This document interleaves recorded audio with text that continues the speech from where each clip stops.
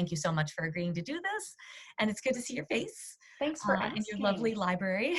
What do you do at Penn State with broadcast meteorologists, aspiring broadcast mets? We actually have a studio that is dedicated just for weather broadcasting. And so students are introduced to that as early as their freshman year if they are part of a group called the Campus Weather Service. So they can get their foot in the door and get that experience right away. But I also teach weather communications classes. I teach them how to make packages, which is really important today. That gives them the skills in producing, editing, writing, hosting, just they do it all. And Hmm. so I oversee that production as well. We have a partnership with the College of Communications, and they do a live broadcast. The students who have done Center County Report, or CCR as it's known, they have gone on, they get jobs right away because they just do such a phenomenal job. What do you do to get aspiring broadcast mets ready for job number one?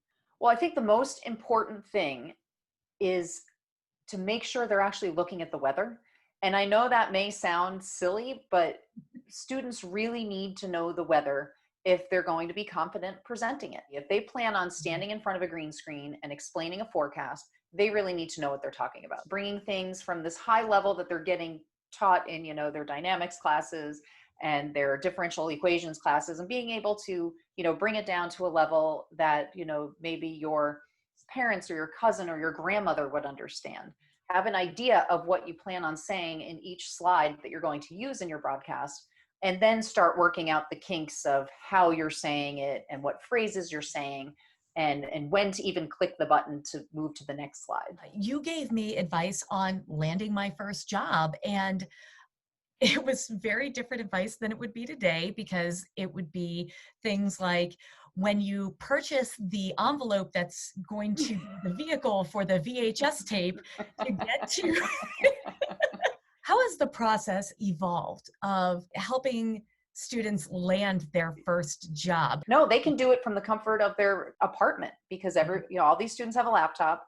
They all know how to use basic editing software, and that's all you need. You're saving money and you're saving time now. I think in a way, though, they can get a little bit more frustrated because it's so easy to swap out clips. We have a website on our department page that is dedicated to student reels. And so that's been really, really nice, because it's so easy now to put our students' work out there for the world to see. That is a double-edged sword, potentially, because since it is so easy, that means that there's so many other people who are doing the exact Yes. same thing. So how do your students stand out from the crowd?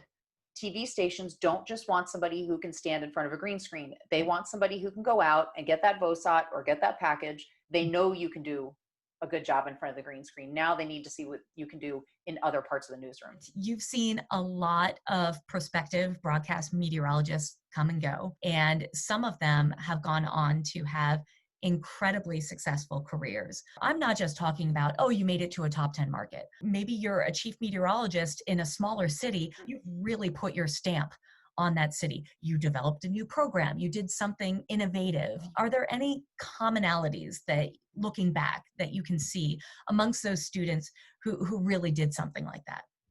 Absolutely. First of all, again, they are weather weenies. It's people who really, really love the weather. The other thing is a willingness to step out of their comfort zone, whether it be moving to a location that's not near anywhere where they were from or were familiar with. Especially when you take a job in a smaller market, you're surrounded by coworkers who are in the same stages of life as you. You're at least experiencing that with another group of people who can understand what you're going through. We hope that they go out there and they have an adventure, and that they can use the skill set that they get here and make a career out of it.